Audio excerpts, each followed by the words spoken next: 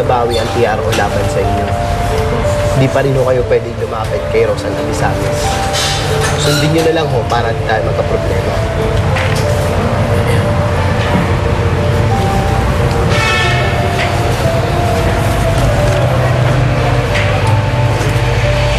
Sige ho, makakauwi na sila. Salamat ho.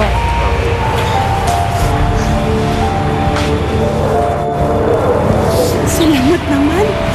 Oh, ito yung bag mo.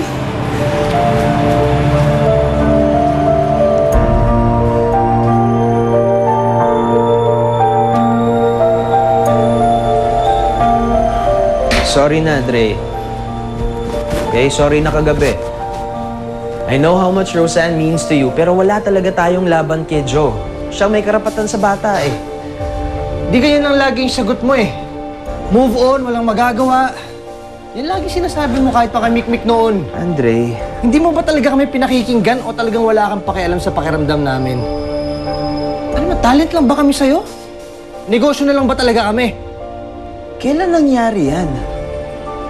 Ba't ganyan ka mag-isip? Never ko kayo nakita as negosyo lang. Alam mo naman yan eh. Especially regarding you. Ano, kung meron kang gustong sabihin, makikinig ako.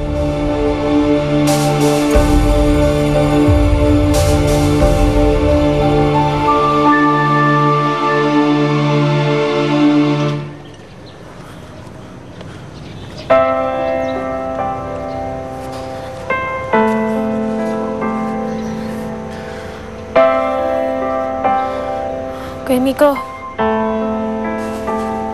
bumaba na kaya tayo? Gusto kong kamustahin si Roseanne eh. Kawawa naman yung bata. Si Roseanne ba talaga gusto mong puntahan? O si Andre? Ano naman nasama si Andre dito? Huwag ka na nga magpalusot, Mick. Pwede ba? Bigyan mo naman ng onting kahihiyan yung sarili mo. Kababae mong tao, ikaw naghahabol sa lalaki. Bakit galit na galit ka? Ano ba akala mo pinagsamantalahan ako ni Andre? Kuya Miko, kung ano man yung nangyari sa amin, ginusto ko rin yun. Mahal ko si Andre. Hindi na magbabago yun. Sana tanggapin mo na lang kami. Kayo? Bakit? Sigurado ka bang merong kayo?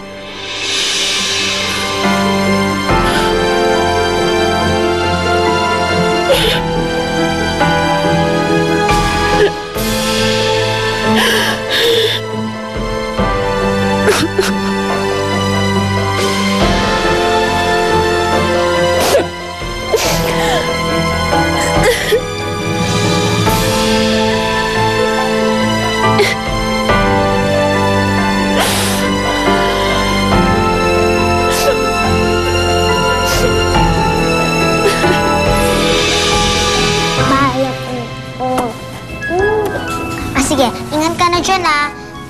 Basta, yung tinuro ko sa'yo. Yaya! Bye-bye. Ano yun, Roseanne? Ready na kami. Ready na. Ready na. Sige. Okay. Roseanne, live ito, ha? Basta, sagutin mo lang ang lahat ng itatanong ko sa'yo, okay? Ready, ha? 5, 4, 3, 2, action! Andito po tayo sa isang ospital sa Santa Rosa, Laguna, kung saan nakakonfine si Roseanne, ang batang biritera. Tayo lang po ang pinayagan na makasilip sa pagpapagaling ng bata. Ano, Roseanne? Kamusta ka na? Yes, Roseanne. Roseanne? Miss na miss ko na po yung Nanay Remy ko. Nanay Remy, kung nanonood po kayo, mahal na mahal ko po kayo. Itigil mo na yan!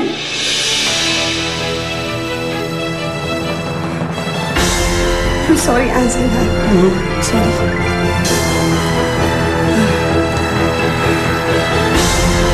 Napapagod na kasi ako makita kang ganyan, Roseanne. Iyak ka ng iyak sa tao. Matagal ka nang niloloko. Opo. Ano pong ibig mong sabihin? Hindi mo tunay na nanay si Remy. ang kapatid ko, ang tunay mong nanay.